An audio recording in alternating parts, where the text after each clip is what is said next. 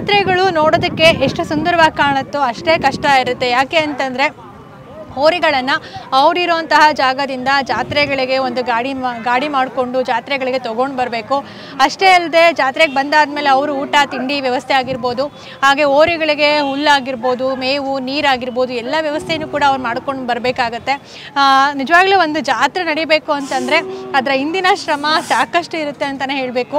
ನೋಡಿ, ಈಗ ಅವರು ಊಟಕ್ಕೆ ಎಲ್ಲ ಒಂದು ವ್ಯವಸ್ಥೆಯನ್ನು ಮಾಡ್ಕೊಂಡು ಬಂದಿದ್ದಾರೆ. ಅಡುಗೆ ಮಾಡೋದಕ್ಕೆ ಪಾತ್ರೆ ಆಗಿರ್ಬೋದು, ಅಡುಗೆಗೆ ದಿನಸಿ ಆಗಿರ್ಬೋದು, ಅವ್ರು ಎಷ್ಟು ದಿನ ಇರ್ತಾರೆ ಅಷ್ಟು ದಿನಕ್ಕೆ ಬೇಕಾಗಿರುವಂತಹ ಎಲ್ಲ ಸಾಮಾನು ನೀವು ತೊಗೊಂಡು ಬರಬೇಕಾಗತ್ತೆ ಅಲ್ವಾ. ಸೊ ಹಾಗಾಗಿ ಒಂದು ಸಾಕಷ್ಟು ಇದರಿಂದ ಒಂದು ಶ್ರಮ ಇರುತ್ತೆ ಅಂತಲೇ ಹೇಳ್ಬೋದು.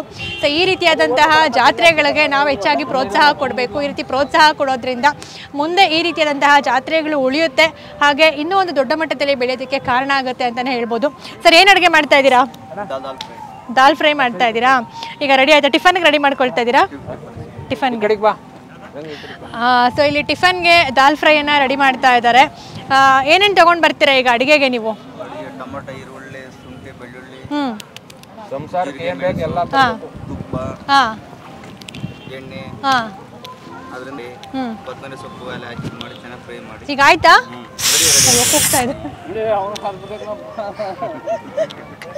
ಸೊ ಈಗ ಕುಕ್ಕರ್ ಇಟ್ಟಿದ್ದಾರೆ ಅಂತ ಅನ್ಸುತ್ತೆ, ಇನ್ನೂ ಆಗಬೇಕು. ಕಿಚಡಿ ಥರ ಏನೋ ಮಾಡ್ತಾ ಇದ್ದಾರೆ. ಸೊ ಈಗ ಮಧ್ಯಾಹ್ನಕ್ಕೆ ಇದೇ ಆಗುತ್ತಲ್ವಾ? ರಾತ್ರಿಗೆ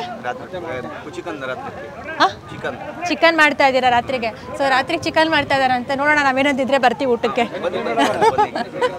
ಸೊ ರಾತ್ರಿಗೆ ಚಿಕನ್ ಮಾಡ್ತಾ ಇದ್ದಾರಂತೆ, ನೋಡೋಣ. ಜಾತ್ರೆ ಎಲ್ಲ ಮುಗಿಸ್ಕೊಂಡು ಏನಾದರೂ ಹೋಗೋದು ಲೇಟ್ ಆದರೆ ಬಂದು ಚಿಕನ್ ತಿನ್ಕೊಂಡು ಹೋಗ್ತೀವಿ. ಏನು ಮಾಡ್ತಿದ್ದೀರಾ ಚಿಕನ್ನಲ್ಲಿ? ಹಾಂ, ರೈಸ್ ಮಾಡ್ತಾ ಇದ್ದೀರಾ? ಓಕೆ. ಎಷ್ಟು ಜನಕ್ಕೆ ಮಾಡ್ತಾ ಇದ್ದೀರಾ ಇಲ್ಲಿ ಅಡುಗೆ ನೀವೀಗ? 50 ಜನಕ್ಕೆ ಅಂದರೆ ಈಗ ಅಲ್ಲ, ಇಲ್ಲಿ ಈಗ ಕುಕ್ಕರಲ್ಲಿ 10 ಜನಕ್ಕೆ ಮಾಡ್ತಾ ಇದ್ದೀರಾ? ಸೊ ನಿಮ್ಮ ಕಡೆಯಿಂದ ಬಂದಿರೋರಿಗೆ.